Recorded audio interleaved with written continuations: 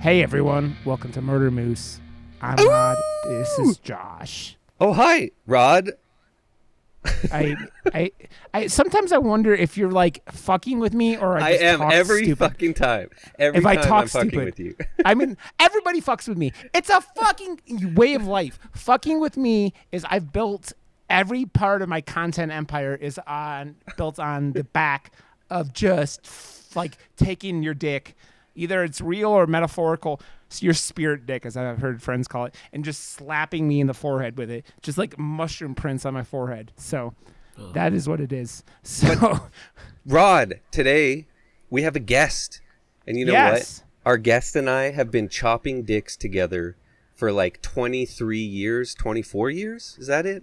Ben? Yeah, I don't know how many dicks I've chopped, but... Yeah, but it's just a metaphor on this show now. We just chop dicks all the time, man. That's like... Josh, I'm going to have to get used to that metaphor. Josh sees one erect penis and then another character having a samurai sword, and it's just it's his way of life now. It's his way of life. It's how he thinks. It's how he dreams. He runs through like... chopping dicks. He runs through the store. Luckily, there are no other dicks in his house.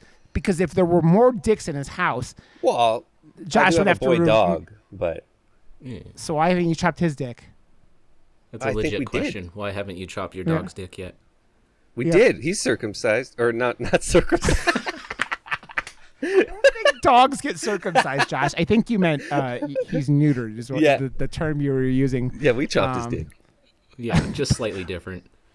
Just slightly different. I mean, I don't know if you guys saw this. There was a flashlight going around the internet the last couple of days, on Twitter at least, and it looked like a dick, and then you pulled the top of it down and the flashlight turned on, and it looked like uncircumcised penis that you pulled down, and then the flashlight went on, and I was like, see, this is why I'm upset. Internet. My parents This is why the took internet my exists. foreskin.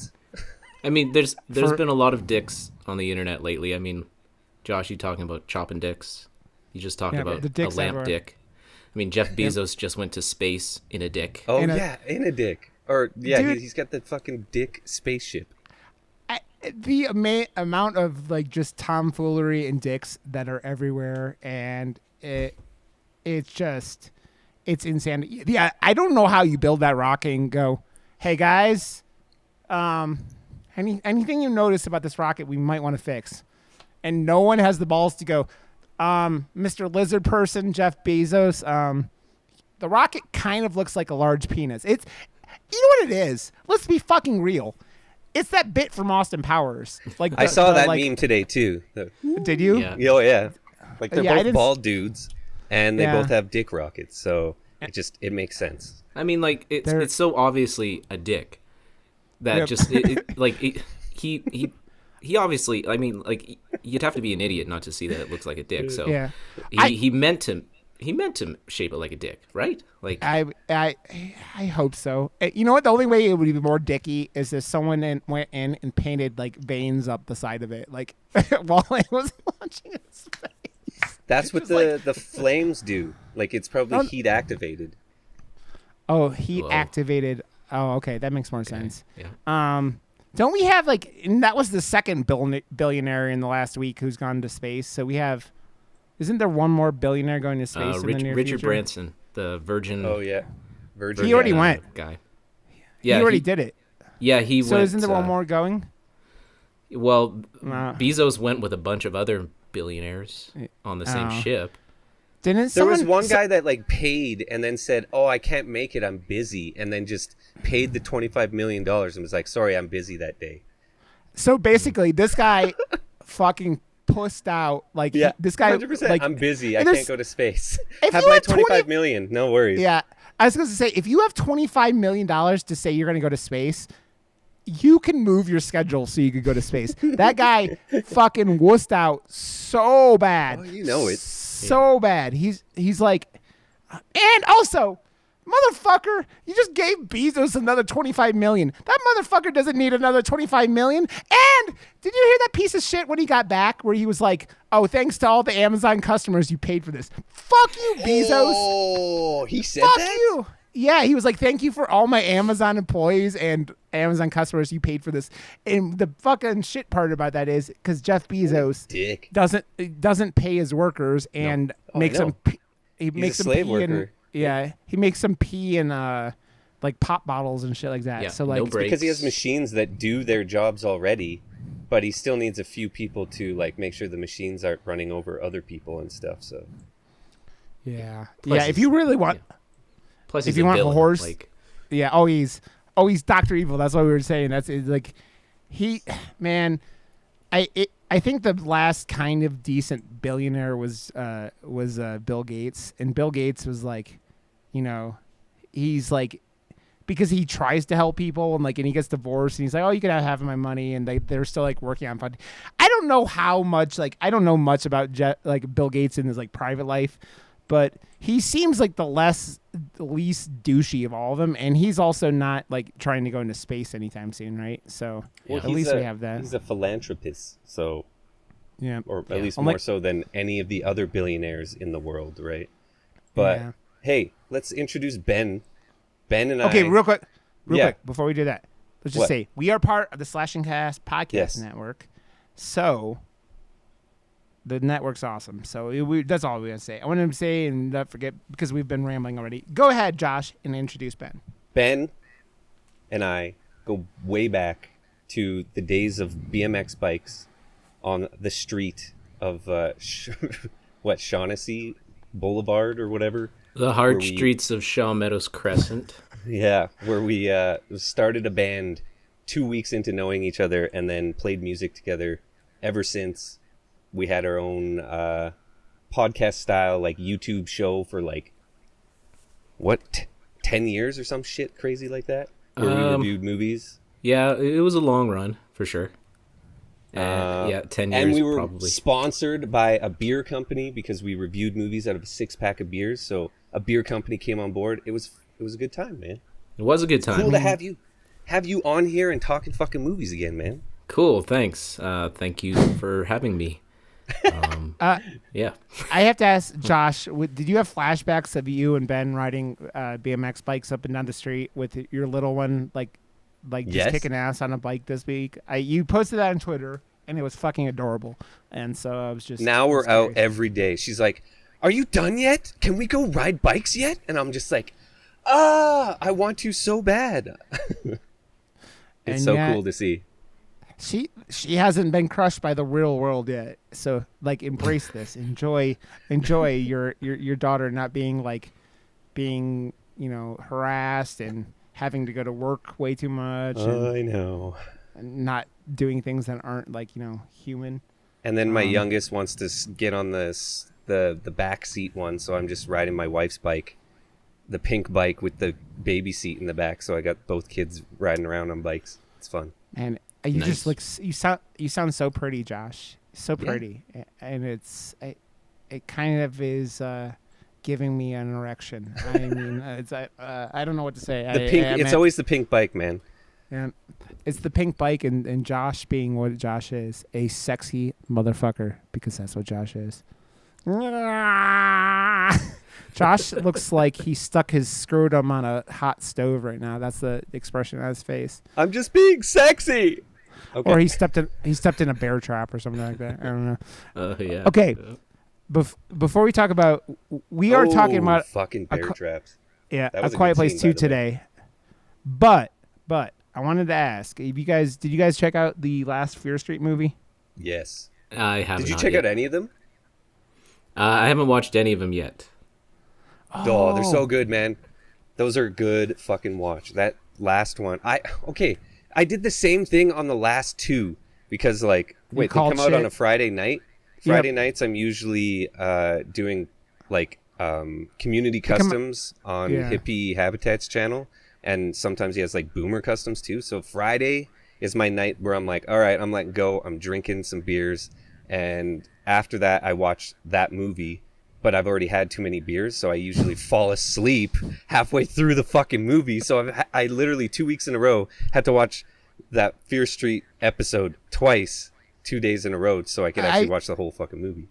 I want to correct what your sentence. You don't fall asleep. You pass out. You've had too many beers. Well, you're it's old. not even too That's many passing beers. out. I'm just like fucking tired. I'm an old man that works too long. It happens. I pass out every day. Yep. Yeah. I mean, it's as we get older, it's like let's wake up earlier and go to bed earlier because we're old and the world is kicking us in the dick repeatedly. So here we are. Yep. Yeah. What have you watched, Venus? Lately, what did I watch lately? I watched all of season 2 of this show on Netflix called I Think You Should Leave. It's like a sketch show with this guy named Tim Robinson. He used to be on SNL. It's freaking hilarious. It's like situational, absurd comedy. And it's just so absurd, but it's really good. It reminds me a lot of old Kids in the Hall episodes, but just very overly, I want to say, offensive and perverse at times. And it was really good. I recommend you guys check that out. It's hilarious. Yeah, that sounds good. I always like comedies, like comedy TV shows are the things that if I get into something, I could rewatch it forever. Like my wife and I always put like something on like on my phone and then turn it over when we go to bed, and it's like Archer or Brooklyn Nine-Nine or like Rick and Morty or like it's just like comedy shit, right? And because it like my brain goes to a happy place with all that shit. And so Rod, I gotta ask something. How many times have you watched Black Widow? Because I've seen it being watched a lot of times. Like I tried. Is it you? So last night I tried watching it for the second time because we saw it in theaters, and I tried watching it for the second time, and I fell asleep I think 3 times. Yeah, I tried it as well. Like Ben and I went the day before it came out, the Thursday showing, because that was like our staple. We would always go Thursday night, grab a few beers, hit the theater, and like it's come back, man. We have that ability again. But like you go to the theaters now, and it's COVID has like overturned the market. Like every poster and every movie that is in the theater right now, I'm like, I've seen all of those like at home. What the fuck is the theater for anymore? And then we're going to see a movie that's coming out the next day on Disney Plus as well.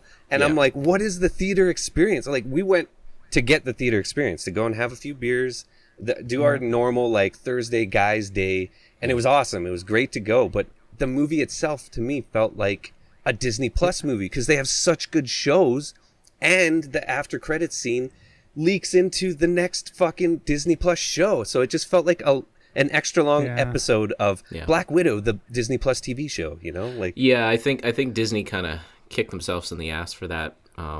Their revenue was really down. And you know that as soon as they released that the version on Disney Plus, you know, the day it was pirated. It's already up online for anyone to see. You know, so I think they lost a lot of money in that sense. But either way, but they still made 60 million in the box office, or 80 million in the box office. I heard, and 80 then 60 million on Disney Plus. Yeah, that's still a lot of money. Because it was a premium buy. So it was $30. Yeah.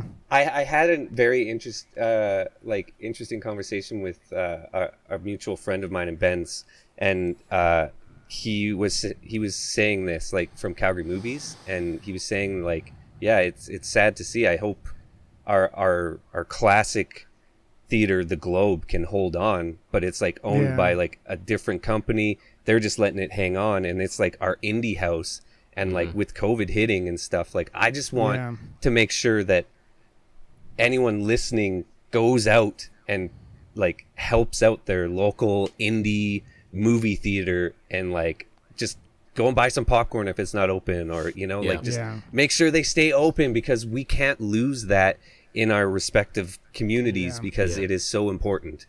And it's still fairly fresh too. I mean, like things are just starting to come back. You don't know how long they're actually going to be back. That's the other thing too. So it's still fairly fresh. I still think we have to give it quite some time before we, you know, even get back to the way things were. Even if we can try and, you know, hope to get back to that same level. Do I think it'll be back 100%? No, I don't think so. I think the age of that sort of culture might be over, but we'll see. Yeah, it's we live in a world of instant gratification, and so you need it on demand, and I think that what's going to end up happening, at least like with companies like Disney, but like I mean, all these companies are getting bought up by these big conglomerates.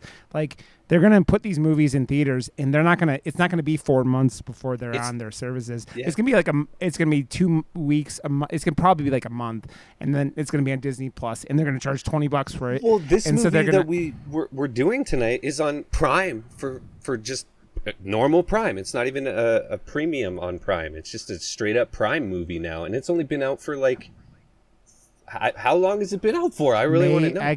In May it came out, I think. Mm-hmm. But that's the 3 problem months is max now. Like, yeah, it's the windows. The problem short. is though, it's especially now. What's happening is these companies are fucking antsy to get their fucking money because they were supposed to get these money, the money from them last year. This was supposed to come out last like April or something Everything like that. So, that is coming out this year was supposed to pretty much come out last year. And so they're pretty desperate for that money, and it's like, with the smaller selection of movies actually going to theaters right now, it doesn't. Less theaters are still open everywhere, but there aren't as many movies for you to go see. So you end up, it kind of crosses itself out. But like, we're still not at the point where we're getting $250 million like from like Avengers, like Well, we movies went to the like theater we were and saw before Black COVID. Widow. There was like maybe 15 people in there, including us, in the full big, like it holds like 300 plus people. Like that was an early screening empty. Too. But still, like even when theater going was at its height, Thursday showings were almost a sellout every time. So it also is weird for me because like I live in the Denver area, and we had the Aurora shooting in the during the Batman movie. Yeah, like, that's at midnight. so terrifying. So it's like, and it's like that shit's just like, I think that was one of those things that kind of started a lot of this, and then the instant access of stuff has made it a thing, right? And it's how often did you go before and or after that event? I never stopped really going, but like a lot of that had to be like, I think that happened in like, I don't know what year that was, but like, I was already like, I think at that point I was already only going to Alamo. Like that's why I haven't been back to the theater, because the Alamo by me isn't open, and I can't handle going to normal theaters. Like, I talked to Brian from Dead at Santa Carla on the phone the other day, and he was talking about when he went and saw A Quiet Place 2, some motherfucker sitting there and his phone's ringing for like, oh my god, yeah, in the middle of the theater, and it's like, speaking about the audacity, fuck those people, man. Yeah, and so like that's the kind of shit, man. And it's like, you go to a theater like Alamo enough times. Like I started going in 2013 when that place opened by me, and I don't go to other theaters because they will kick your motherfucking ass out. My amount of like bad experiences in that theater have been limited to like, I think when I went and saw Beauty and the Beast with my wife, the live action one. Yeah. And like this woman was like pulling like every snack in the book out of her purse to feed to her little shits, her little cum pets. So like, so yeah, it's that was kind of when that is like, so it doesn't.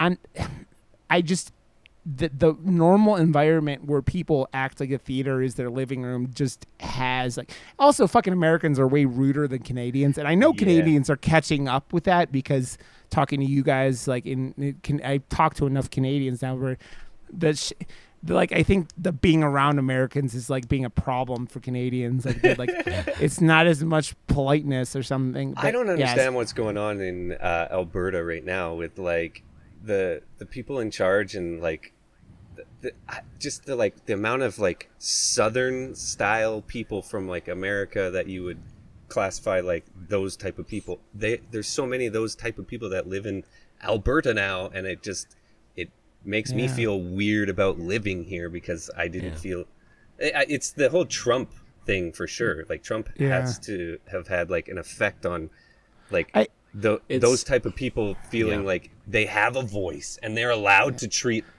everyone in humanity this way, and it's not correct. What do you mean? Yeah, it's that style of politics that has been popularized now with Trump. But people they've always been here. That's the thing. It's like it's not something new.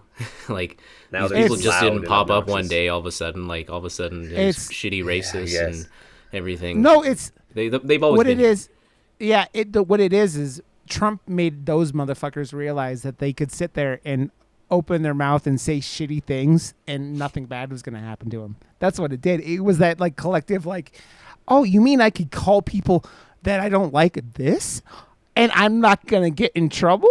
Yeah. I'm so happy that Trump got banned from Twitter. Yeah. Like, he was the most toxic thing on that fucking platform. Yeah. He's a pretty well, probably not the most toxic, but he was. No, he was the most toxic. I mean, one of the most toxic. I mean, I don't know. He was pretty shitty. Pretty bad, yeah. But a lot of what he's done is still going on. You know, that's the hard part. Yeah. It's like you can ban him from social media, you can ban him from Twitter and all this stuff.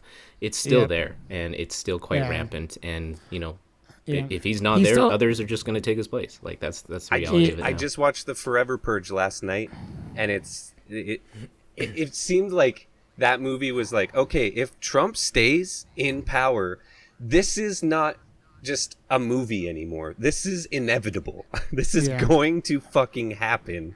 Yeah. Stop. Like, yeah, it's like what happens when you watch Idiocracy and then walk into a Walmart and you're like, oh no, this is it. This is Idiot. No.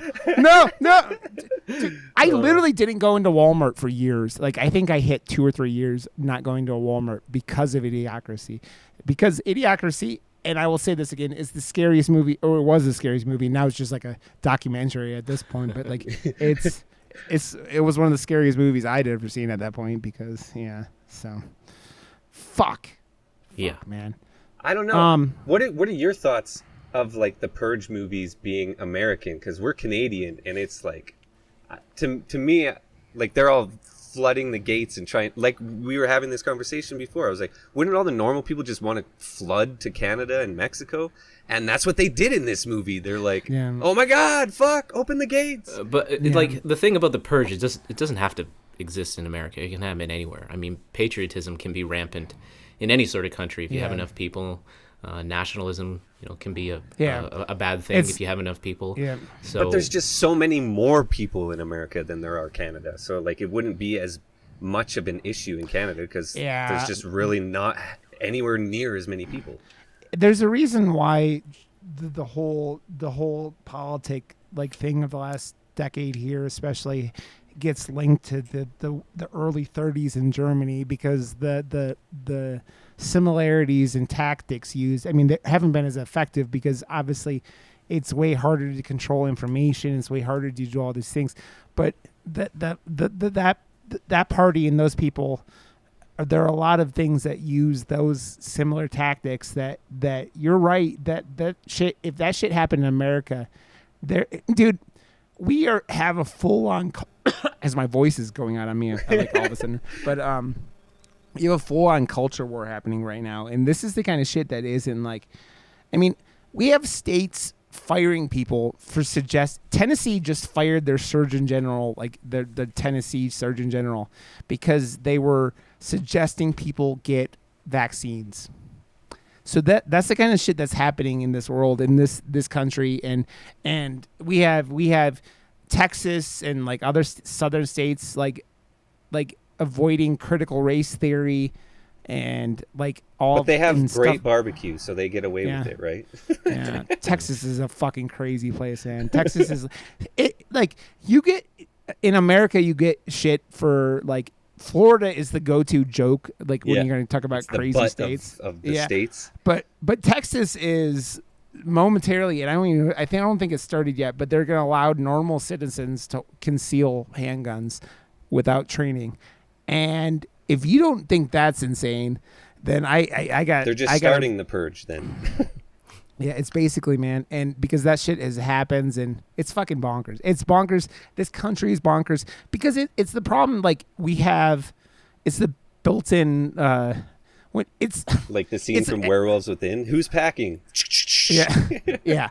It's basically it's like Poltergeist. Like you build a house on an Indian burial ground and go, what? Nothing bad's gonna happen, right? And it's like you built this country on racism and like slavery and all the shit they did, and you just go, okay, nothing bad's gonna happen, right?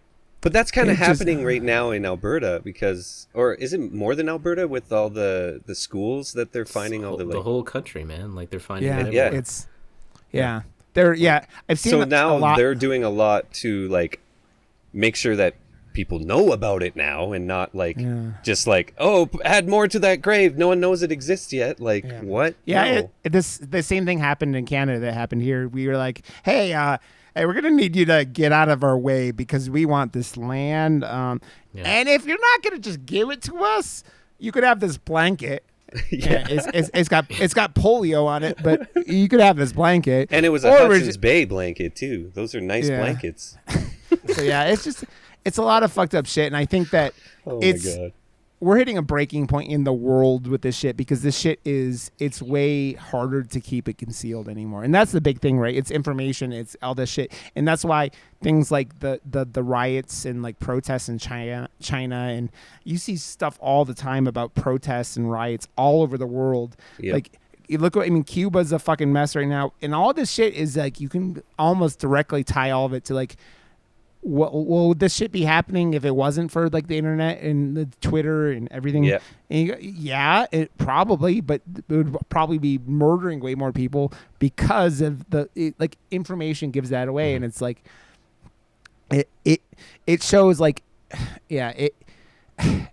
it's funny because when we talk about the Quiet Place 2, it has a couple of the apocalypse stereotypes in this one compared to the first one because of other characters being added to the mix. But like after last year and COVID and the continuing on in this year, you go, well, I mean, people were like killing each other for masks and like toilet paper. So would they be doing this? Probably. Probably. It's a distinct possibility, right? So it's all insane. I mean, like you don't have to watch monster movies to be scared of monsters anymore. I mean, the real scary thing are not monsters. The real scary thing are what human beings can actually do to each other and say to each other. And that's kind of the world we live in these days. Well, that's what The Walking Dead chose to like focus in on as well. It's like the first season was about the zombies, and then it quickly was like, but that's not the scary part. The scary part is what people turn into in an apocalyptic setting, and then they chose to really focus. Which I think this movie did the same as well. Like there was a lot more monster in this because they've already revealed it. The first one did the Hitchcock thing. Yep. This one was like, oh, you already know what it looks like, so we're going to show it a lot more and play with that. But then they started focusing more on like just how crazy people can and the worst thing about that is that it's, at first people thought, this can't be possible. This wouldn't happen in real life. It can happen in real life. We saw that last year. Mm-hmm. We saw that with the Capitol riots. Like, it's very possible to do that with a mass amount of people and to see that ugly side of lots of people. So I mean, it just showed that misinformation is always a key principle. I mean, Hitler built his whole fucking, like German, like empire and telling everyone all the financial issues Germany was having were because of the Jews, right? Like that was their whole thing. And like he was like, but it was really because the fucking everything they were still fucked up because of, World War I, the last time they had traded. But like, that's the thing, like when you have information, when you have, let's say someone on top. Fox News telling everyone that like the vaccines are, you don't need to get vaccines while every single employee at Fox has vaccines, but it's the same kind of shit. It's people are. You guys ever hear about like how? But like Fox does that with everything, though. Yeah, I know, but you ever hear about how the human brain like pings like conspiracy theories and shit like that like hit some weird like part of the brain, and it's kind of like that. It's like it's just the same with like aliens and like lizard people and shit. Like our brains want to believe all this shit, and it seems like the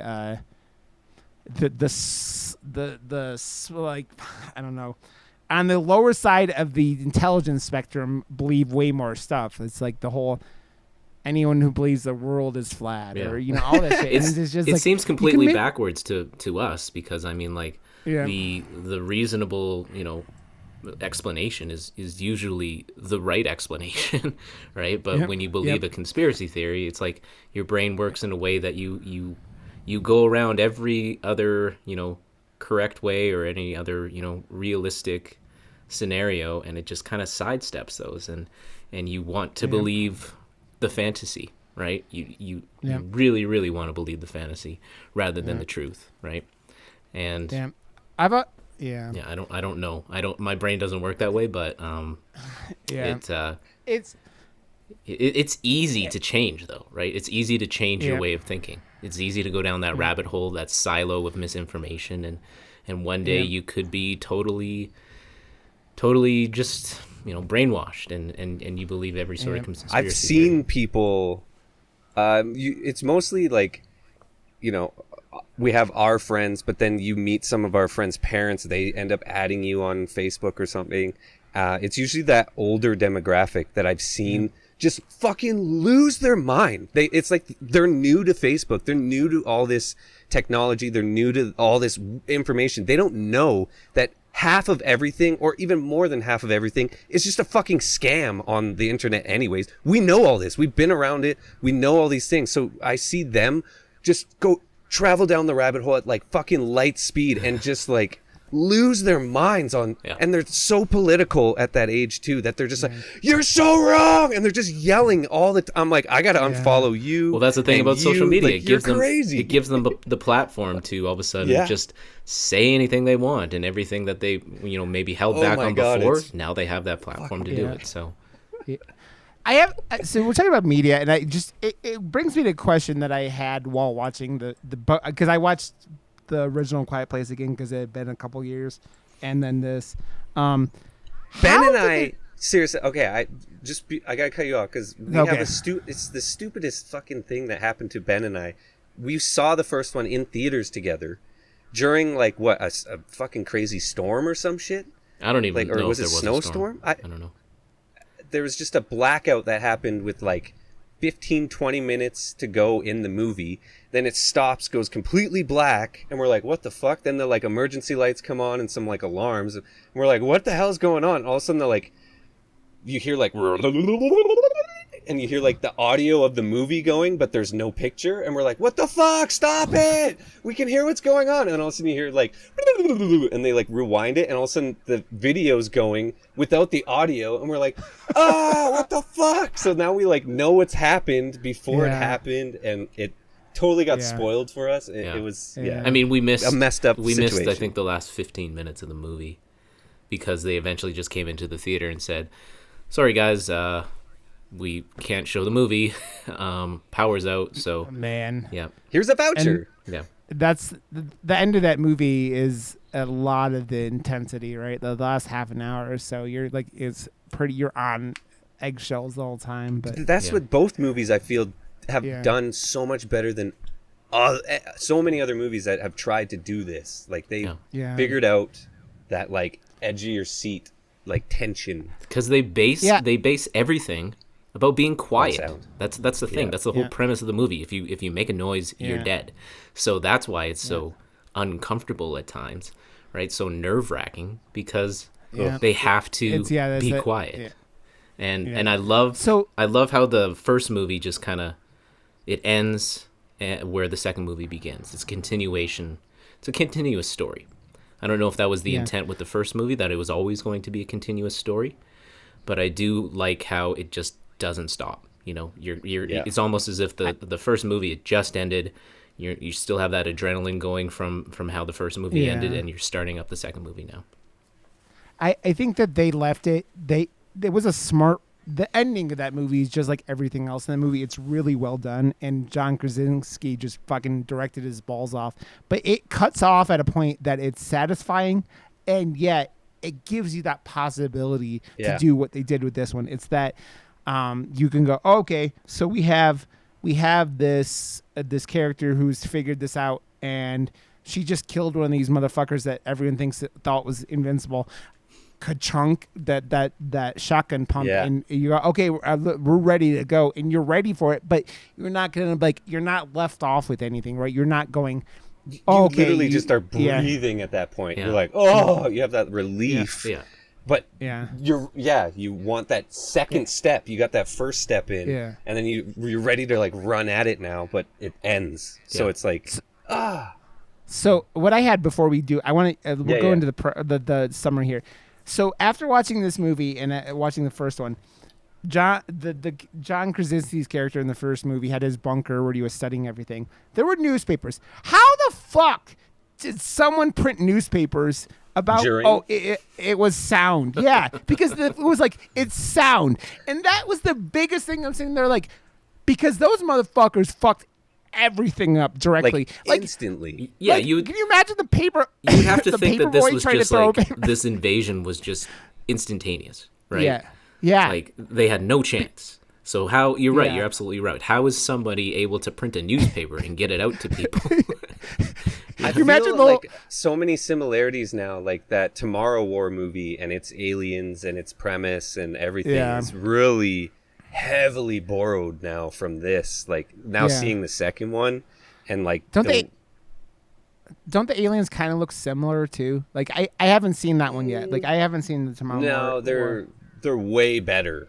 The alien design in a Tomorrow War is way better than the design in this. The monsters in A Quiet Place 2, they look like the ones from Stranger Things. The necro, totally. What are they called again? I forget what they're lanky arms and stuff. Or you know what they also a Silent Hill as well too. It's kind of a mix between those two. They remind me of the creatures from Cloverfield too, the littler ones. That's it's a McBang of all of the ones that we've kind of seen before and recognized, right? But that's not even the scary part. The scary part is the way things are filmed and the tension build before things and the reactions of people's faces. And that's what that's where everything was done wrong in The Purge, because the first movie I felt did all that right. And now they don't do that anymore. They don't build up tension. It's all just following it's a documentary. It's an action movies. And I'm this is fucking lame. Where he understands what the audience, what he's doing to the audience the entire fucking movie. And the suffocation scene with the baby.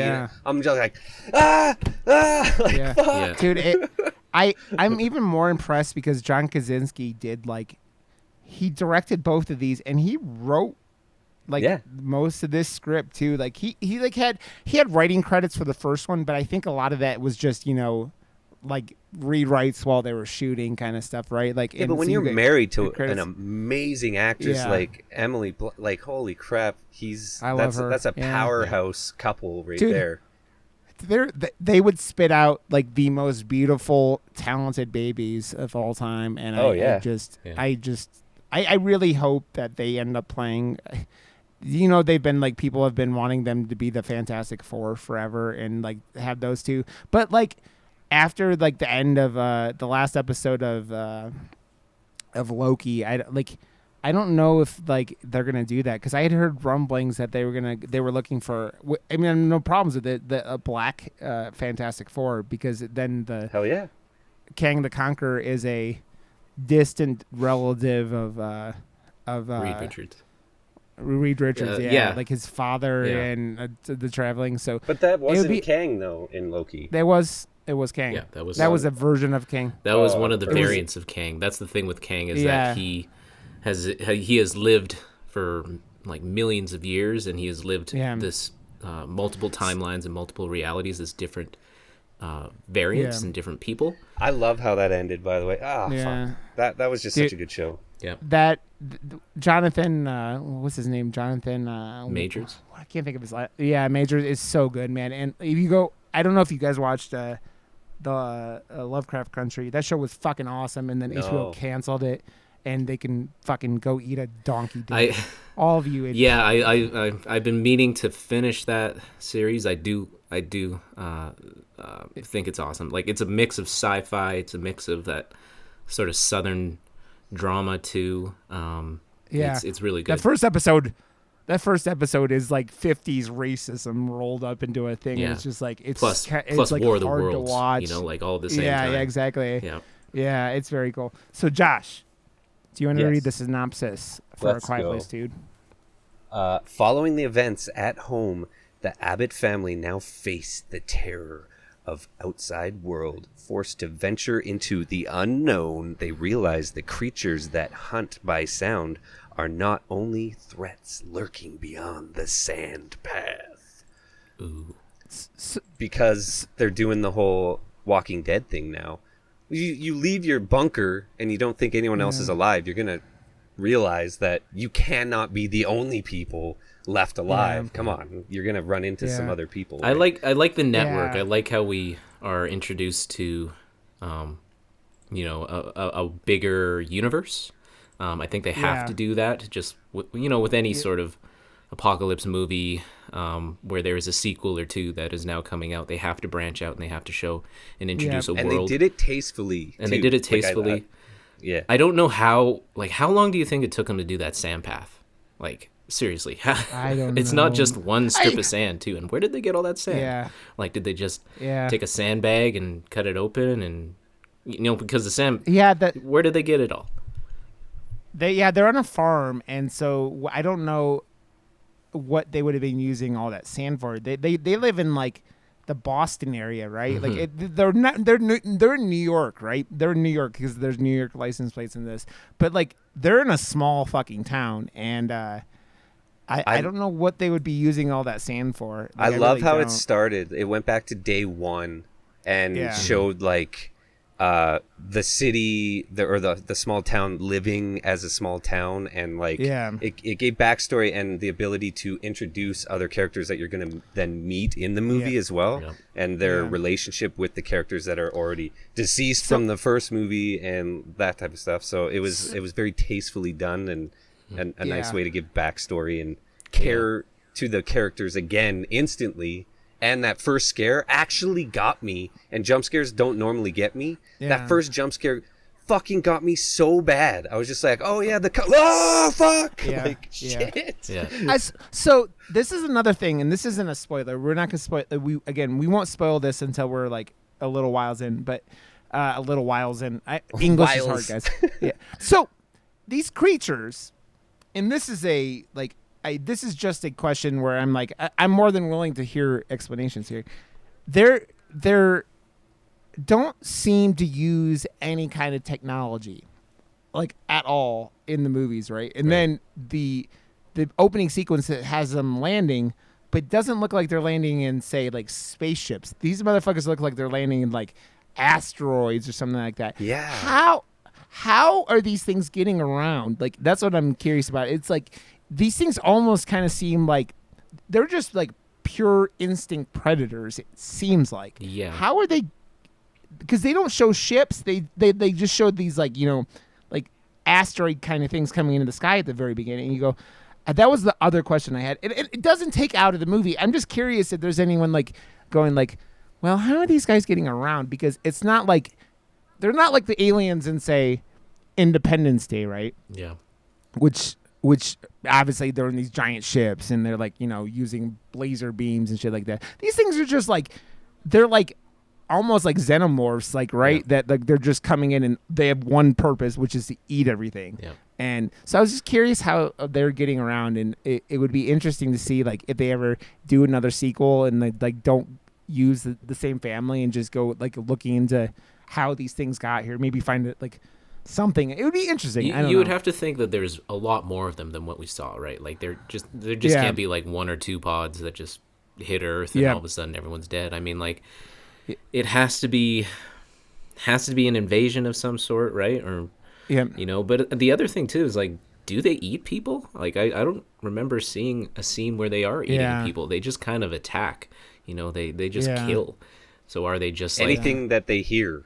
Are they like an alien, like a Ridley Scott Alien, where their whole intent is just to destroy? Like, there's who knows? But it was interesting to have that introduced and where they would go with the third movie. I do think that there's a lot more to know about these monsters. They get like their traits and the way they act and the way they communicate with each other from so many other different movies. But the whole lack of technology is they're just kind of like animals, right? Like, so you're right. Like, how do they get around? How do they do all this stuff? Yeah, I have this wondering, like, if there's some queen, like, they're, like, riding around on an asteroid or something like that, and there's some queen just, like, breaks off part of it with a bunch of them to go, like, fuck shit up. Yeah, because you think about it, they only, in the first Quiet Place, they talk about there's 3 of them in the area. Like, John Krasinski's character, like tracks 3 of them. Mm-hmm. And you go, well, you're in this butt-fuck nowhere New York town, so like if they sent 3 to fuck up this town and they did a pretty good job, it looks like, then you go, did they send like 25, 30 to New York City? Like, that's the thing. You go, like, you're talking about the invasion and what happens. Mm-hmm. Yeah. So like it's a cool thing because it leaves all these questions, but none of these questions are like gonna ruin the movie experience for you, right? But they're like there's like they one of choose those things to narrow down the story to and the only family. show it show the audience through a straw. And like it's the same questions that they're gonna have themselves. So he that's why the writing is so smart, because it knows what not to tell you. And just it's so bare bones, and it again being that runtime that I fucking love, an hour and a half, just a little bit more than that. It's like a good good snack of a film that just like it leaves you wanting more. And now the way it ends, it's definitely setting itself up to continue on again, the way the first film did it as well. And I love that these movies actually do feel like a part of a bigger thing now that we're eventually going to get to the bottom of, I hope. And the other thing too is that you don't know how disconnected they are from the rest of the world too. Like, we don't have an idea of what is happening elsewhere, really. We only know what's really going on in their part of the world and what they're experiencing. So as it opens up, you don't really know how this is affecting everybody else. Yep.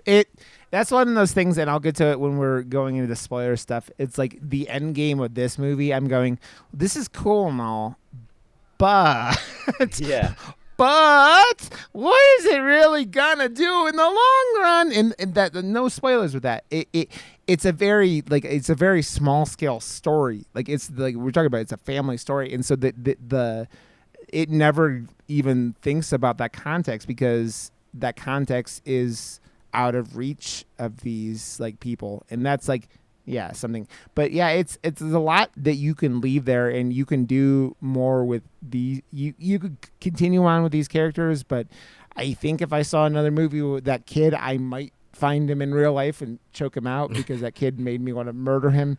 But that kid went through a lot though.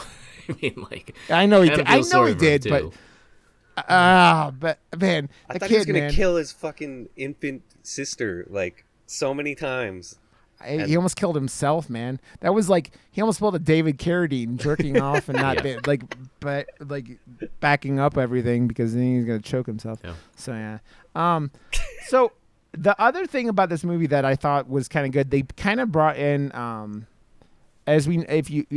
spoiler if you've not seen Quiet Place 1, John Krasinski's character Lee Abbott gets taken out at the end of the first one. He sacrifices himself to save his little numbnut kid, because who this kid, man, again, he screamed and got his father. Like, if he hadn't screamed, Lee Abbott was probably going to die anyways, because he got sliced the fuck up pretty good at the end of that movie. Yeah. But if he hadn't screamed, he wouldn't have had to get yeeted over the fence like that. Yeah, get fucking destroyed like he did there at the end of that movie.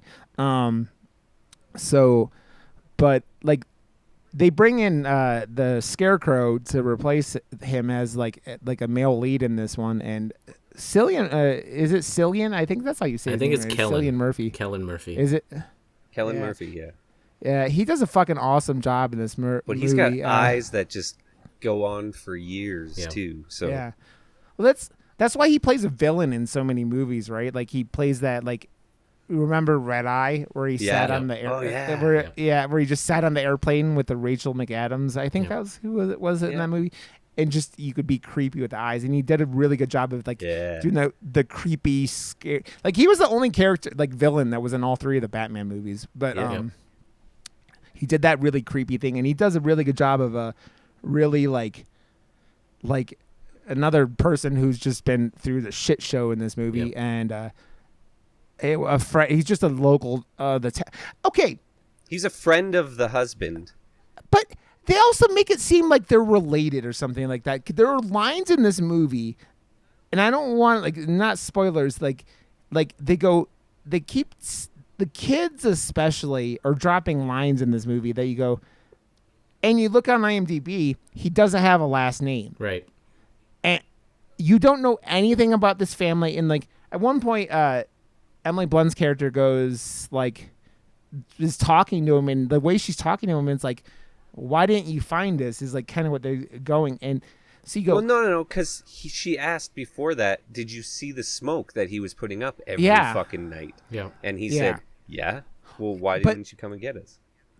But what I'm saying is, if they're just friends, I don't know if that line is necessary, right? And like him not having a last name. It kind of seemed like they were like, I don't know, maybe it's just that small town thing. I just wondered because the characters didn't have a name and like a last name or anything. His name is just Emmett on IMDb. I'm confused with the whole fire smoke thing too. Like why would he go and find them? You know, what's the point? Like they seem like they had it pretty good on that little farm. What is he gonna do showing up one day and be like, hey guys, saw your signal. Yeah, I'm here to save you. You know, like save you from what? Like what's the purpose of me being here? Like I don't understand the whole fire and the signal and the ring of communication that they have set up. Because nobody in their right mind is going to go out there and help them out. Like, I thought it was more of a way of just showing that they're still around, you know, that they're still alive. That's what my take was from the first movie. But you know what they needed to be saved from Lee Abbott's dick, because Lee Abbott can't like not put his dick in his wife and like make a baby that fucking makes everything way more difficult. Man, why did you have a kid? Yeah, I understand it's Emily Blunt. Pull out and come on her tits. That's all I have to say about it. Pull out, come on her tits, and then you don't have a baby to worry about. Because, well, did they have the baby? So in the first movie, when their youngest was killed, did they have a baby at that point? No, she gave birth, right? Okay, so was it to? Yeah. I don't know, because their youngest was killed. They had another kid. I don't know. I mean, that's kind of what it seems like. And you go, they skip forward 8 months or whatever, 8.5 months, whatever it is. Yeah. And you go, they skipped over the good parts. I mean, one good part. I want to watch Emily Blunt and John Krasinski fuck. I mean, I would pay for that on pay-per-view. Come on, man. They're both beautiful individuals. Very beautiful people. Yeah. I mean, you've seen Krasinski got cut for those fucking the John Ryan or Jack Ryan shows for Amazon. Yeah. He got fucking cut, man. And Emily Blunt's always been hot, right. But he's no longer that doof from The Office. She was in Live, Die, Repeat, fucking kicking ass too. Dude, she was she was dope in that movie. I mean, she was also the crazy badass mom in Looper, man. Oh yeah, she fucked shit up with that shotgun. Looper is an underrated movie for sure. Oh, dude, love that movie. That movie's awesome. It's awesome. Mm-hmm. Shut up, dog. My wife's coming home, so my dogs are like losing shit. So I think that like the other thing that was kind of weird and interesting in this movie is you figure out that the aliens can't swim. Yeah. And it's not like Signs level of stupid where like they invaded a planet 76% water and then and got rained on to death. But like it's an interesting thing because it goes, you go, well then like did they plop a couple aliens Grab down the on water all the guns. Yeah. But did you plop the aliens down in like Hawaii and then they ate everyone or killed everyone and then the fucking Quiet Place monsters are just sitting on the beach in Hawaii with nothing to do?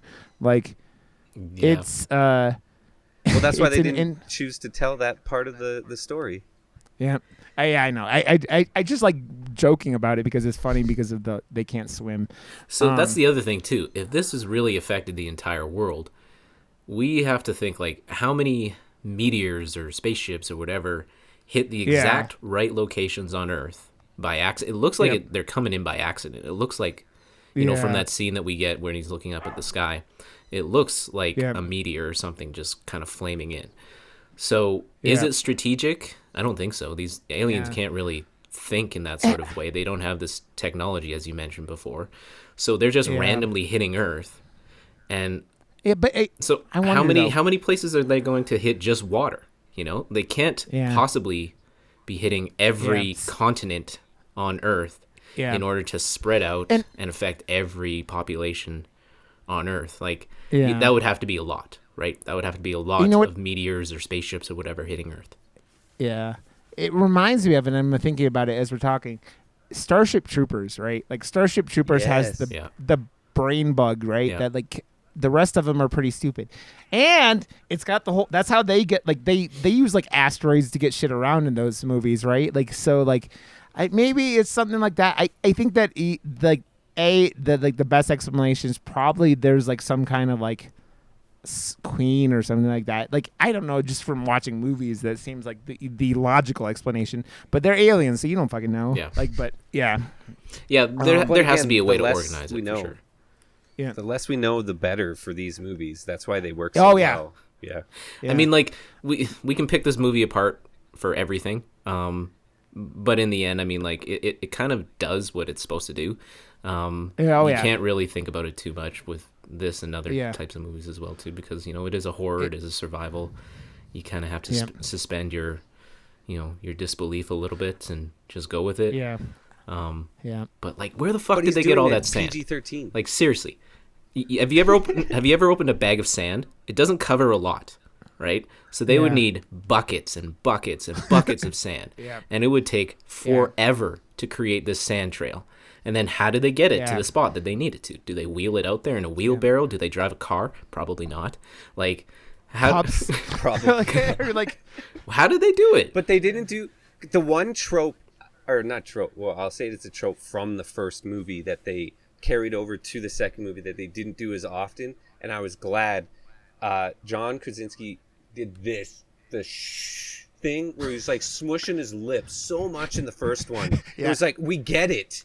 You're supposed to be quiet. But they didn't do it as often in this movie. And I'm glad, because it annoyed the hell out of me from the first one. I was like, we get it. We get it. I actually think that the biggest like thing that kind of goes, oh fuck, between this and the first one is how much bigger the daughter is. The daughter has gotten like she went from being like an early teenager, like, you know, going through puberty, and she looks like she looks like a full, like, she's almost like a, you know, a woman at this point, right? She's gotten like way, like, you know, way taller, it looks like, and just like, you know, formed out like from puberty, and you just go, man, that's the biggest jump, like that, like you go, okay, there's a couple years between these two movies being. Also what made me laugh was the at the beginning of the movie when the day one, the kid they used for the kid that got eaten at the beginning of the first one is like, they never show anything besides the back of his head. Yeah. Like, I don't think they got that actor back. He would have been way bigger anyways. Like, they put like an 8-year-old in the car seat, and they're like, hey, suck your thumb. Fuck you. I'm going out for a beer. No. So, and none of these things are actual complaints, guys. It's like things that I thought of while watching this movie and just like going off of it, and it just makes me laugh thinking about it. But I was actually, because like the first review I saw of this movie was like a little iffy, and it obviously was some asshole being like, "Oh, I'll show them" kind of shit. Because then like this movie, everyone's like, almost every other review for this movie was really high, and I see why, because they Krasinski did, man. This guy is so fucking talented. Like, your first two movies directed are these two movies, and you go, damn, man, it's just just knocked it out of the park, and then knocked it out of the park again. Wow. Yeah. And neither one of these movies have had big budgets. None of these movies, I mean, they're not our usual indie movie on this podcast, but they're not like blockbuster. Like you talked about, these movies they have a fraction of the budget of like the Tomorrow War that you've talked about, Josh. Yeah. Like this, Amazon spent a lot of money on those movies. Well, they wanted an Independence Day of their own on Independence Day, so they got Chris Pratt to fucking kill some aliens. So. Yeah. Oh, that movie was terrible.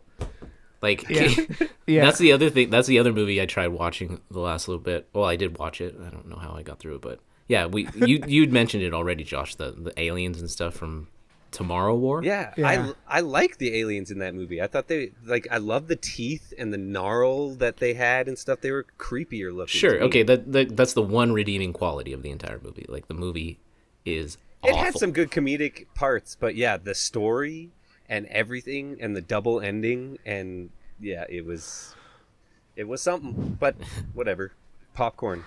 How do you waste Chris Pratt, man? I mean, Chris Pratt's been wasted. Dude, I'm sorry. He chooses his roles. That's the thing. That's the thing with typecast characters, right? He's kind of like that goofball action star, right? Who was in Guardians of the Galaxy, who was in Jurassic Park and stuff, and now he's the same guy in everything. So if he plays anything different, everyone's like, "What the fuck is going on with Chris Pratt?" Like, dude, it happens to everybody. He gets paid a lot of money to do that same thing in every movie. That second Lost World movie was painful. It was that movie, especially the second half. Like the island half wasn't great, but that second half of that movie was. I'm like, what the fuck are you people doing? I'm like, this isn't a Jurassic Park movie. This is like you trying to make like doing Frankenstein. Like it was like the fucking Alien. The fourth Alien movie where they brought Ripley back and cloned the weird fetus monster thing. Like that was that kind of shit. It's so funny talking to my brother-in-law about it because he's like a diehard Jurassic fan and they don't go to a lot of movies or anything. Or like, we talk about movies and critique movies on a weekly fucking basis. So like he asked me, "Oh, what did you think of the new Jurassic Park?" And thinking that I was going to love it as much as he did and have admiration for it. And I was just like, I tore it a new asshole. And he's like, "Oh, I loved it." When you have rose-colored glasses, though, I mean, like anything is great. Yeah. If your favorite band puts out an album and it's terrible, you're still going to like it. It's your favorite band. Yep. But wasn't it the same movie as The Lost World? Like, wasn't it the same thing? They did that with the first one, too. Yeah, it's the same two movies. So, I mean, they're doing another one, but from what I gather from the trailers, not the trailers, but the images and everything from it is there's no actors in it? Is it all about just dinosaurs?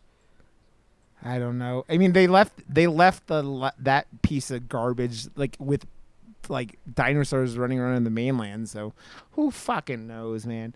Those I just it's. But Star Wars did the same thing. They just recreated the old Star Wars movies in new Star Wars. So, people don't want new. They just want the same shit handed to them. Yeah, that's again. Did you ever see the Futurama where the aliens came and they'd been watching that TV show and Fry fucked up and poured beer on the the console that was playing it, and so they have to make the episode and like it's about this slutty lawyer who like sleeps with everyone and like she's gonna quit being like single and marry the judge, and then like Fry's like cut, like they're like gonna go to commercial for it, and he goes, people don't want this. They want the same old thing. But like changes make people scared and make them feel stupid. People don't want that. And it's just like, and then the aliens are saying the exact same thing. And you're exactly right. It's like people want the same thing repeatedly, like rinse and repeat. And it's just like, I want my Avengers. I want whatever they want the same thing like repeatedly. And you're just like, you look at it like, fuck. I mean, you would look at it with, I mean, horror movies, especially in the 80s, were like the prime example of that, right? They were like, okay, Jason Voorhees killed some people, so we're gonna have him kill like some more people. Like, 8 more times, and the same thing with Freddy and everything else. That the new Halloween trailer, the trailer alone. How many deaths did we see in the trailer? Like, there better be like X amount more fucking kills in that movie, or I'm gonna be so fucking pissed that I watched the only trailer I've watched in like forever, because I just stopped watching trailers for that fucking reason. Like, oh my god, I just saw the whole movie. Why? So the other thing I have to say about the beginning of this movie, Ben can't hear us. Oh no, what's going on? God damn it, Discord. Did Discord fuck up again? Oh, I'm back. I mean, it's okay. There he is. Oh, there you are. Sorry. Did he mute? Discord was being stupid, I think, Ben. Okay. I missed all that. It's okay. We were bullshitting about Halloween kills for some. This is ADHD in audio format, my friend. So, two guys with bad ADHD that kind of talk about one thing, but not at all one thing. Not at all. It is. You're sitting there going, well, we talk about this, and then Josh is talking about how he shaved his balls that day, and I'm chopped a dick. Yeah, he chopped a dick. Chop all the dicks. So, yeah, I was actually going, man. If we can like wrap up the like non-spoilery part of this, I really really enjoyed this movie. John Krasinski killed it. The whole cast. Murphy did an awesome job, like coming in, kind of filling the shoes. Man, Jamon Hansu or whatever his name was, like that motherfucker is in so many movies and never gets like any credit. Like he's in so good in fucking everything. I think it's Damon, or is that how you say it? I think the J is silent. Damon Hansu. This is Rod. Damon Hansu or something. Rod can't read. I think the guy's actually like French or something, right? Isn't he? I don't like I was so happy when you said you wanted to do this one, to be honest, because it's been on my list, and because we do kind of narrow into indies and stuff. Like I've been not avoiding this, but like I haven't watched it yet, right? So I was like, fuck yes. Now I have to watch it, and I really wanted to watch it, so fucking rights, let's do this, right? Yeah. Yep. Yeah, it was. That's why I like giving the guests like the shot to go. Yeah, called as like pick something out, because it is you get stuff that you and I aren't picking on a normal basis. Yeah, exactly. Josh. So yeah. Because last week I said, oh, if he doesn't pick anything, or he's just like, yeah, whatever. I was like, well, we'll put it up Vicious Fun as a tentative watch. Yeah. So, and you had already checked it out on Shudder anyway. So. Yeah, Vicious Fun was a lot of fun. It has a good name. So yeah, I'm gonna check that one out we'll talk about it in the near future after these other movies. Yeah, we got a couple movies lined up. Yeah, so you giving a thumbs up, Josh and Ben? Fuck just yeah, like dude. saying yes. I was happy that we watched it. Tension built upon tension. I fucking hate that kid even more. But I liked what they did with this time. Like they gave the aliens time on screen this time, whereas the other one they did the Hitchcock thing, which I love so much. But because the design of the alien is so good, and the earpiece, like showing how it reacts to water sound, and how Emily Blunt's character really knows how to manipulate, because she's lived with deaf kids her whole life or their whole lives and everything, and she really understands like the manipulation of like what sound is. She's more in tune than other people. That's why they're still alive, I guess, right? So they played with all those things really really well, and it was, I don't know, like it's like a masterclass on smaller filmmaking with it. It's like, what was the budget for this? Because like obviously he's getting a bigger budget than a lot of the other indies that we watch, but this is still a lower budget, like almost indie movie in terms of budgets for sure. I think it was a bigger budget than the 22 million. 22 million? 22 million. Okay, that's not low budget by my standards anymore. Or is that the first? No, that's the first one. Let's see what the second one had to be more. See, they're bigger names, so they get bigger budgets. Like I'm used to like the Blumhouse budget, which is like max 9 mil, and like even the Invisible Man got like 11 million, and that was like a big number by their standards. Right? So It was 55 to 61 million, and I assume that. Yeah, so a lot of that I assume was like Emily Blunt got paid probably a good 10 million at least, and John probably got paid another 5 to 10 million to direct it. So you had a lot in the like. It's the whole thing where like you ever know what like what Jennifer what do you call her made in Jennifer the Hunger Games, the first Hunger Games. Jennifer, what's her last name? Lawrence. She made like 500,000 for the first one, and then it was like 10 million or something. Like it was a big gap in the second one. It's that same kind of stuff. It's like these people make more money in the second one because of what they did in the first one. So for sure, they proved themselves, and now it's like, all right, well, look at the numbers don't lie. So it's probably at least going to make as much as the first one, but if we do the right thing, it could ramp up and make a little bit more as well. Yeah. Yeah, and it would have made a whole shit ton of money if it wasn't for the pandemic. And it's still Wikipedia says it's made over 285 million worldwide. Wow. So good for them. It's still made This is a monster franchise now though. Like Yep. No pun intended, I guess. Yeah. Well, it's funny because like active horror franchises right now that are actually making movies, there aren't that many. We have the Conjuring movies like being the big ones, right? Like the third one just came out with that. There aren't a lot of like that are like I big heard name that ones. The whole Conjuring universe is potentially going to like surpass like Marvel movies for like money made and stuff. That's really? Fucking crazy to think about. Yeah, because think about it though. Because it's already made over $1 billion for Conjuring movies, like over $1 billion. And you compare the budgets of all those movies to the Marvel movies, and it's like it's dramatically smaller. But that's why James Wan is like the golden child of Warner Brothers, and like he can do whatever the fuck he wants. Like he's got the golden touch, man. I mean, they let him make Aquaman. I mean, it's So okay, well, do you guys want to like do a quick? I mean, we don't have like I don't feel like there's that many things. I kind of would like to talk about some scenes. But, like, do it, I don't. Man. There's not much to this. That's why it works so well. There's like 3 main parts ish, maybe 4 that they kind of go into. But like it's they move from the sand, go to the next place, then they are.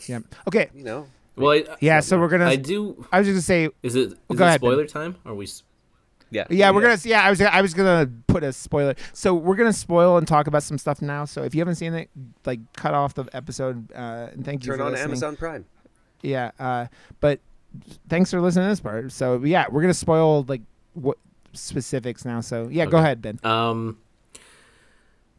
I like how they have the 2 different storylines going on. I think that's kind of necessary with the one thing about this movie that bugs me, and it bugs me about all other, sequels to highly successful movies, is that they fall into the cliches quite heavily in the second one, and it's like that for every movie that comes next. I do like how they were, able to branch out and have the daughter sort of take control and have her own storyline. I like how the mom and the kid and the baby are left alone. So I guess in reality, you kind of have like 3 storylines going on. You have the mom's storyline where the mom, she goes to get what she needs. The kid is back in the bunker there on his own with the baby, and then you have the daughter and is it Emmett off? Emmett goes to find her. It's just. I like how they had to create those different storylines as that necessary means to explore the universe. That I think was my favorite part, because then you had these 3 sort of intersecting stories. Well, let's say mainly 2 that almost piggyback off of each other with intensity and scenes. You have that one scene on the dock where they meet the survivors, like those like crazy survivors who are now cannibals and rapists and all that stuff. And then and then the action and the suspense. And then the action suspense is going on with that scene.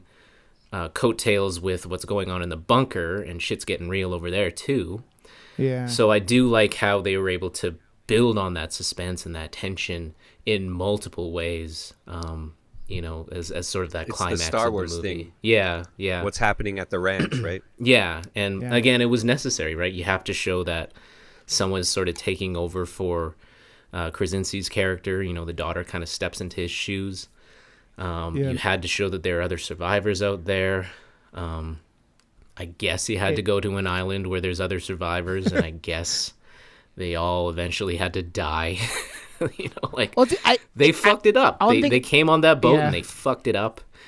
Or no, they if it wasn't for that shit at the dock that they started, those monsters wouldn't have gotten on that boat, and they would have landed up at that island, and they wouldn't have basically killed everyone there. It was a very, how you were describing it just reminds me of Randy's speech from Scream, like more bodies and more all this stuff. You had totally. Because you ramped up the scale of everything, because you go from 5 characters at the beginning of A Quiet Place down to like 3, and then 4 again, I should say, and then you go to the second one where you're like this whole colony and Emmett's character and everything like that, and you kind of see what the town started off as. And if you're watching this video, I'm already dead. It reminds me a lot of like the first Alien, which comes out sort of low budget. Ridley Scott isn't really known as a director at that point yet. Sigourney Weaver isn't known as an actor yet. And it was very successful, but so bare bones, right? They used a lot of practical effects and everything like that. And then you get aliens. James Cameron steps in. You get to see more of the aliens. You get to see a whole shit ton of aliens, different kinds of aliens. You get to see more camera time for them. You get to introduce this whole new world and all these other characters and everything too. It is sort of what happens when you have that one standalone successful movie, and they're like, okay, we want to make 2 more. We want to, it is that sort of cliche, that has to happen. That's the one thing that was just in the back of my mind watching this movie, is that I kind of know what's going to happen next. I know what's going to happen next. They wind up at that radio tower, and she saves the day. And then that what she does there is going to lead into the third movie, the solution, right? So, I think it's going to end at a trilogy or potentially keep going on, because I don't know. It's a money thing, man. Like, I don't know how much longer Krasinski's gonna have anything to do with it. That's what he'll my do the James Wan thing where it's I made the Saw franchise. Now the keys are yours. You do it, whatever you want. And I get a percentage of the exactly. the pull from all the movies. Make me billions. Make me all the money. So the thing is, I was gonna talk about, like, before we were spoiling. So at the end, you just mentioned the radio sequence. She does it, and she saves her mom and brother and I don't remember another. Was it a girl? Was it a boy? I forget what the baby was, but she saves them with that. But how many people were listening to that radio station with a fucking goddamn thing around? Like, I feel like that literally saved no one besides her fucking family, which she could have saved if she had never left in the first place. So and all she what are the really odds? did was kill. What are the odds that like her mom and her brother and the baby are gonna have the radio on at that moment as well too? Like, it's Day X machine. Well, she right? said keep listening, so that's the only reason the brother was. Yeah, I know, but the timing is listening. Like what would have probably happened in, like, if this is a real thing, they would have been like, the radio would have come on and the family is ripped in apart, like, and it looks like The Shining happened or something like that. So I do think her ploy to save everybody is a bit of a fairy tale. Like, how the fuck are you going to get everyone to tune into their radio stations, right? And like, how are you going to get that message out? If everyone's supposed to be quiet anyways, who the fuck has their radio on? And if say they have the radio on with headsets, they're going to hear a bunch of static and they're going to shut their fucking radios off, right? Like, you would literally have to be sitting there with the fucking goddamn alien thing coming out and like, oh, okay. But it could be more of this at this point. It's just it's like building a weapon, right? Now they can, for whatever, that's the problem, bro. Like, you can go out and use the radio like you're using it like a laser beam or something like that. You're basically going out and using kind of like they do it when they leave the house at the beginning of the movie, right? They leave the house and they're using that. That's cool. And maybe they just do that to be able to spread the fucking word and like be able to tell, because now you have a weapon where you can go and fight these things wherever the fuck they are. Or wherever you can go with this radio signal. And if you can teach other people or get something similar going, it's a way to fight back. But, I mean, it's not an easy process. It's not like fucking Independence Day or some shit where you load an alien virus, like a virus on a Mac from 1995 into an alien spaceship and take them all out. But how is it? That's another thing. I never even thought of that. How was he able to sync our technology with alien technology so well that all he had to do was show up with a laptop and plant a fucking virus into their mothership? Dude, he couldn't have implanted anything with that laptop into our technology now, let alone... He did it all wireless, too. Like, what the fuck? Like, he didn't even, like, plug into anything. I mean, I love Jeff Goldblum to death, and I mean, I'll let him do anything. It's just not puke on me when he's the Grindelfly, but, like, you could do, like, whatever, but... Yeah, he was so ugly as the Grindelwald. There's no. I love that movie. Fuck, I love that movie. Yeah. So that's one of those logic leaps that you're just like, oh, god damn it. But man, I have to say it's there isn't much like that kid, man. I understand like when he steps in that bear trap. And just fuck, his mom's like, quiet. And he's like, How are you expecting to be quiet? His foot is basically hanging off of his leg. I know, but he didn't even try. I know it sucks. I mean, he didn't cover up his mouth. He didn't go like, he just went, nope, fuck this. This is Satan, take me now. Here I am. That's what it came off of. Like, you're like, this kid's like, fuck this. That's why I was telling you guys before. Like, I saw a meme on the internet like this weekend. It was like, why do these motherfuckers want to live so bad? Because look at all the shit they have to go through. The kid's his foot's chopped off. His like. Not chopped off, but it's fucked up pretty good. It's like there's a lot. The one movie that I watched that really brought that question into the actual story was The Road. It's like, is there really a point to living?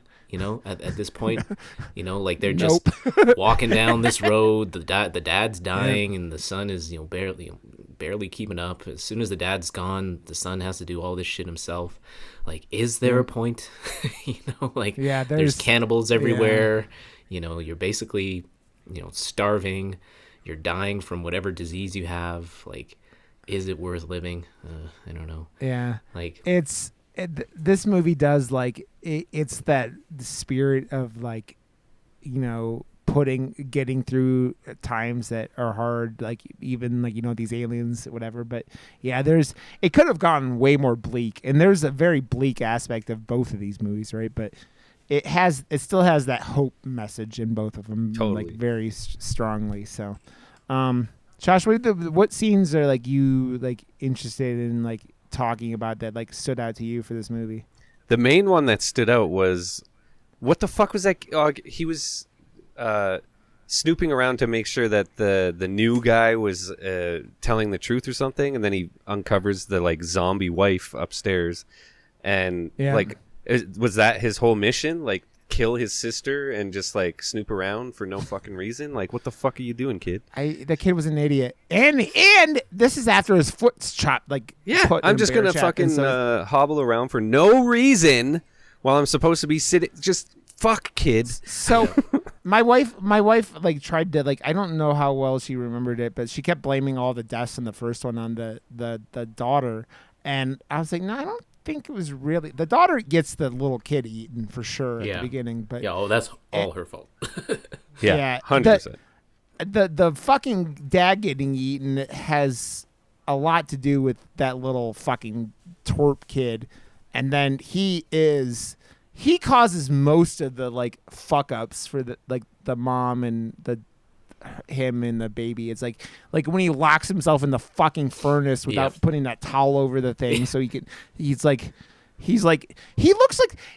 do you ever that Dennis Hopper movie from the 80s, like Blue Valentine, where he looked like, where he kept getting like high on the laughing gas? This was the little kid, the kid with the little tiny baby gas mask thing. It was like, I'm like, that looks creepy as fuck, man. Yeah. I'm sorry. But oh yeah, that kid, what does that kid do right in that whole movie? I guess he does get to shoot the thing at the end. That's his kind of like moment.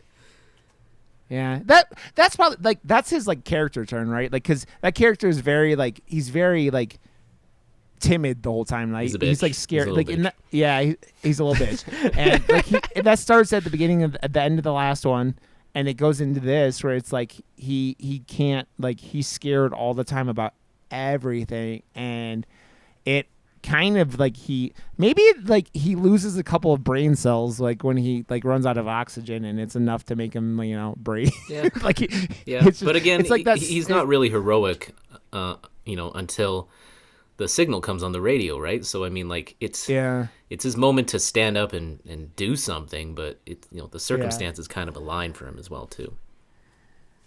Very true. Very, very true. That kid, man, I was yelling at him the entire time. Same. Seriously, I could not stand it. I was like, just kill him off already. just kill him.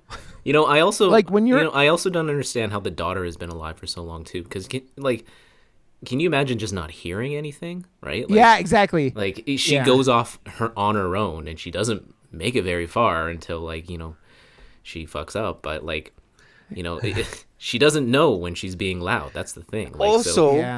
How does that bullet from the fucking sniper rifle not go right through the alien and right into her fucking skull when he comes to save her? It's armor. Oh, even when he shoots him, like, okay, yeah. I don't know, like that's why they couldn't kill him before this point, because that their hide is so fucking tough that it, like, our weapon, like our especially small arms fire, don't do anything to him. So that's why, like, the noise, like, opening up their heads and, like, makes it so that they can kill him. That's why that scene with the cop makes sense at the beginning, because he shoots the thing and does nothing, because their skin is so fucking it's like armor. That's when the John Krasinski, Lee Abbott's notes are like armor, or like so yeah. The what I was gonna say, I think I had something else going on with that, and I just fucking lost it. I was gonna say, when the creeper things in that whole movie, you mentioned it earlier, Josh, that fucking dude grabbing the little girl and like pulling her shit off as he's like, is that shit is fuck. That was the creepiest scene in this whole movie, not the aliens, because the main cannibal dude was creepy as fuck for being in it for 2 minutes, Yeah. So, but that was a cool like setup, because they thought they were gonna be helping a little girl, and then she ends up putting a noose around his neck with like bells on it, so he can't move. Yeah. Like, holy fucking, like, low. I was like, blow. I laughed about that, because I'm like, he was the motherfucker. Like 5 minutes ago was telling everyone how everyone outside is a fucking psychopath. Yeah. And you're like, and then you're going to like give like this little girl her milk and cookies, and you get fucking, you get fucked up like that. And it's just like, dude, you were the one warning everyone. Yeah. Like, yeah. And you go like fucking give this little girl a hug, and you just go, no, don't do it. Bad. That little girl was fucked up, man. Yeah. Yeah. I mean, it reminded me very much that it was Last of Us. That was like Last of Us bad guy vibes, especially Last of Us 2, like all the crazy cult people. Yeah. But man, they did a good job with like that little scene. Like, that's a little, you could do a fucking little spin-off movie where they're just fucking running around eating people. Yeah. Like, those are like, we like cannibal movies in this country. I mean, it's like, that's why there's like 19 Wrong Turn movies, but it's and that's the thing too, is that they run into these crazy cannibals, that are just hanging out outside in the real world, and she's still determined to go to this island, and they don't know who's living on that island either. They could be the same fucking crazy cannibals who are living on that island too. Like, she has hope. That's all she has. Yeah. That's all she has. Blind and a hearing deaf aid. Hope. She has blind and deaf hope. A hearing aid and an amp. Okay, here's the other thing I don't get. How does an amp create feedback with a microphone plugged into it and no power source. She also cut some wires at some point in the beginning of when they're leaving right? when they're leaving the farm, she takes the amp and she cuts the wires. It's like, how is it even working? Are you talking about real life logic or movie logic?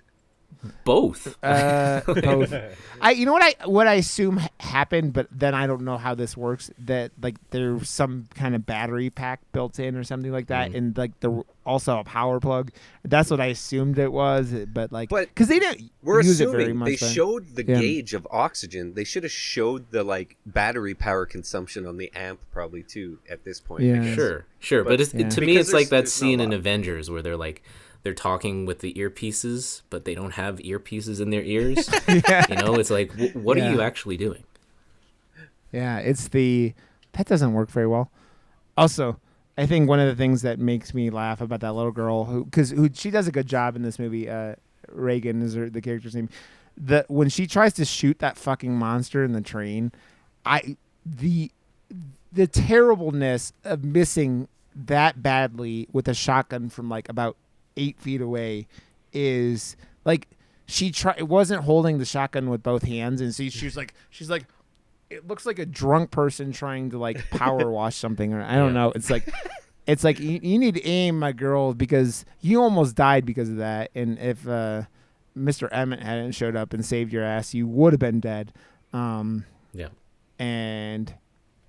that's this movie has a couple of that timing's convenient, like kind of things, like that. This movie is. I think I talked to Josh. Josh, I talked to you this a while ago about what idiot ball writing is. Yeah. This movie is just riddled with idiot ball writing, and it's something that Disney movies and Marvel's movies do quite a lot. It's like, okay, a scene's gonna happen, and someone in the scene is gonna do something so idiotic. You're just like, how could they even do that? Just as a way to keep the plot moving and to keep things happening. Yeah. And they keep tension up. Yeah, and every scene, whether it's that little boy and you're like, why the fuck did you do that? He's holding the idiot ball. And then, it's so and so and so. So it's this movie, more so than the first one, because they're trying to, extend the story and have them move to other locations and everything, is riddled with that type of writing. Yeah. It can be a trope for horror, right? It's the whole like, why would this character like? Yeah. It's like I think of Dead Snow. Have you guys seen Dead Snow? I love that Snow. There's like a zombie attack, so let's go fuck in the outside porta potty because that makes a lot of sense. But that movie was like paying homage to all its favorite movies. On purpose, I know. Right? So I know. It's very Evil Dead, but I just laugh because that scene always sticks out to me because one, who wants to fuck in a porta potty in like an outhouse? They fuck were that, man. fucking horny. Okay. Yeah. It wasn't even a porta potty. It was an outhouse, and they don't. An outhouse. That's just a hole in the ground. Yep. Shit. With frozen turds underneath it. Yeah. But that's one.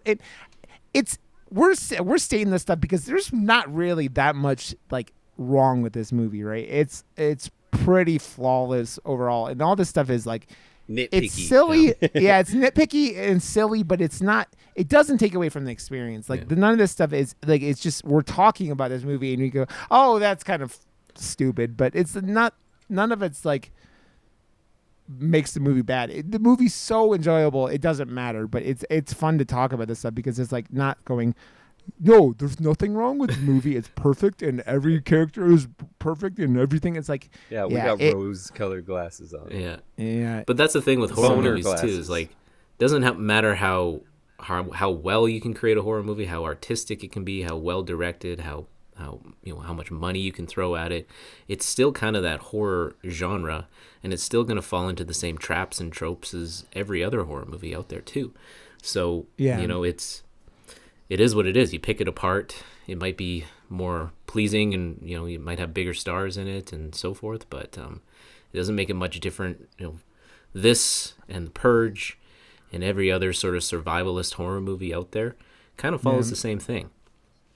Yeah, it's very. I mean, it's apocalypse, very like apocalypse, right? Like all apocalypse movies. All apocalypse movies are tend to have these kind of things because you're kind of having to push these things in a very specific thing, like the world's ending or ended. It's like you think of like the Book of Eli. Have you guys seen the Book of Eli and like how it has the most insane twist ever of all time at the end of that movie, and where you go, I don't know how much this movie makes sense with this twist, but like there's that kind of stuff. It's like that doesn't mean that movie isn't fun and enjoyable, but it is what it is, right? And so this I'm really curious what Krasinski does and where he goes from this, like, because the dude seems like he can do whatever the fuck he wants right now, and he obviously likes horror because like he read this script and like it's interesting listening to him talk about both these movies because he said like he read the script and he didn't see a horror movie, he saw a family drama. And it's very like an accurate statement because that movie is a family drama and it has but there are monsters in it, right? Mm-hmm. And so that's why it's a horror movie. But horror can bend and weave with other like genres, and that's one of the reasons why horror's so fucking good. I think because his perspective first, when he read it, was that's why the movie has more heart and more to follow rather than just the horrific parts. Yeah. Yeah, a lot of people couldn't have pulled that off at all. I mean, I think there's plenty of directors that would have shit the bed with that concept in that script and made it just a monster movie. Yeah. So, yeah. But he also has his wife in the movie who he obviously cares about, so there's a lot more heart attached to it as well. So, I don't know. Yeah. And you could tell he really cares for those kids, too, because, like, those kids get to, learn and grow, and they've grown a lot since that last movie. Oh yeah, man. So I still hate that kid. He should die in the third one. Oh, he still might. I mean, he fingers crossed. It'll be interesting to see what they do because this movie isn't going to end up making as much money as it could have. I still think they'll make a sequel, but I don't know if they're going to go. But yeah, let's go, because I think that Hollywood right now is still being a little cautious with giant movies because who fucking knows? I mean, and look, think about it. Canada, you guys are just getting out like we've been for a little bit now, and like Australia's under lockdown now, and like Europe's still like behind with all these vaccines and shit. And you go, it's that's what it is. We don't have like the world back to normal, and like I think making a $250 million movie right now is like a little go. Aren't they making The Matrix 4 right now? Isn't that good? Yep. That was supposed to come out in May. It was like John Wick 4 and The Matrix 4 were supposed to come out the same weekend. So we'll see. I don't know. That was something that was like already that was already like done and like just waiting to come out when the now they get a whole other year to add more special effects. I wonder if that's gonna make it better or not. But with the Wachowski sisters and like those last two movies were such it's messes, just one man. sister this time. Oh, is it just one of them? Yeah, just one. I didn't. Yeah, I how bad those two movies were. Like, I had fun watching them, but man, I still love. The first one is amazing. Yeah, the second. The second one was at a time in my life that I worked at the movie theater, so I watched it for free at that time, like 14 times in the theater. So like I've seen it so much that it's like I have a weird place in my heart for it. The last one is just they were trying to go like religious with it or something, and it just didn't work. Well, when your main character is called the One, you kind of have to wrap it up in a way that he is, sort of sacrifices himself anyways, right? Like, I don't know, it's the same thing. Like, I mean, you get that sort of success from your first movie, and all of a sudden you're like, okay, we want you to make a trilogy. We want you to make a series. We want you to expand on it, right? Eventually you're going to start spreading pretty thin. And, these storylines, as much as they are entertaining in one movie, they do kind of peter out as the more you make. I mean, look at the Fast and Furious franchise. Horror is a little safer bet for massive franchises just because of the 80s and like people's expectations of horror is a little bit lower. I think nowadays, like, people are bringing, like, you know, expectations up a little bit more, like going into the award season with horror movies now, and like taking the classier approach, kind of like this movie. Yeah, I still like one-off horror movies more than I like sequels and connecting horror movies. Yeah. Like going back and watching those 80s slashers movies like Nightmare and Friday the 13th. Essentially, they're all the same movie. I mean, it's not anything different, whether it's part 1, part 2, part 3, or part 4. They don't necessarily expand on the mythology of the character as much as you would like them to. And when they do, it kind of falls flat because, you know, these characters really don't have much to explore. I mean, like, that's kind of what they're doing with the Michael Myers stuff now and Halloween and Halloween Kills. Isn't it just the same movie again? Like, how much are we actually going to find out new about Michael Myers that we didn't already know before? You know, so I like the standalone movies. Like I like the A24 movies that come out, and you're like, that was amazing. I don't need to see another one, right? It exists in my brain, and I love it. Don't give me any more. You know what? I just realized the other day after looking at IMDb that the cunt from, and I say this cunt because of the character in the movie from Midsommar, is the chick from Black Widow. Yeah. Didn't put 2 and 2 together forever. Florence Pugh? No, really? Yeah. I got a huge crush on her, so yeah. Dude, her character, that character in Midsommar, I've gotten yelled at for it, but there's not a single likable character in Midsommar. There's every single one of those motherfuckers sucks and sucks bad. I think that was kind of the point too. Yeah, the movie's beautiful. It's A24, man. It's everything they do, like Midsommar and Hereditary, and then you go look at Ari Aster too, right? So yeah. I mean, there's so many things that are just like cool like that, and it makes me happy that like all that this. I mean, you were talking shit earlier, Josh, but the new James Wan trailer looks dope for me. We have the Candyman reboot. Reimagining that's coming out that looks pretty cool. There's a lot, man. Horror is on an uptick in Hollywood right now, which I like. We have Psycho Goreman, which is all we really need. That's all you need in life is Psycho Goreman.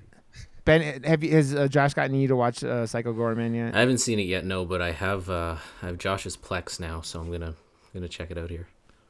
Yeah, it is. Josh is gonna get Psycho Goreman tattooed on his balls because that's how much he loves him. And somewhere close enough to my balls so my dick touches it. Nice, you know. Say you could be like hunky boy, hunky boy. Oh fuck, man. I'm kidding. I know, man. But you don't have to say you're kidding, Josh. You're not like saying anything bad. I think. Well, I might actually do it though, so I'm not actually kidding. Not on your balls, but like Psycho Goreman somewhere else is fine. I mean, like my thigh. You gotta put it over your heart because Psycho Goreman will always be in your heart, Josh. There. But you get rid of it and then put Psycho Goreman there. Over here too. Josh is stripping on webcam now, guys. I just want you to know that, and I want you to all be aroused by that fact. I want you all to be aroused by it because Josh is a sexy motherfucker. Yeah. I don't know what sound I'm making right now, but it was. Wait! Last week we were. we were cock gobbling last week. Yeah, it was an adventure. This is a very sexy show, man. Yeah, whoa! A lot of cock talk. Cock talk. It's like shop talk, but we should have a segment called Cock Talk. Cock Talk. But all the cock talk wouldn't fit into the Cock Talk segment. It's all over the place. We got to chop that fucking fuck. Cock Talk off. I know. I feel like this one had a good formula. We started with Cock Talk, and then we talking about a movie, and now we're talking about cocks again. So it could be like it's a cock sandwich. Cock talk. That's what it is. It's a cock sandwich with movies. Yep, exactly. That's the ham in the cock talk sandwich. Penis. Oh fuck. Well, that's the end of the show. Yeah, it is. So Ben's like, I'm going to run away and never talk to you motherfuckers again. Wait, I'm friends with you, Ben? Okay, let's see. We're going to do outros in a second. But next week, homework, we are talking about the Korean film, The Host. which is fucking fantastic. So this yeah. could be That's really good with movies. it.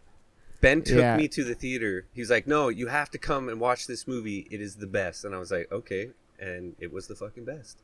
Yeah, I finally got him to watch Old Boy, Ben. It's been like getting all the Korean films. Yeah. The end of Old Boy, it's kind of like the end of Sleepaway Camp and The Crying Game to me, where you just everything turns on a dime and you're like, oh my god. What did I just watch?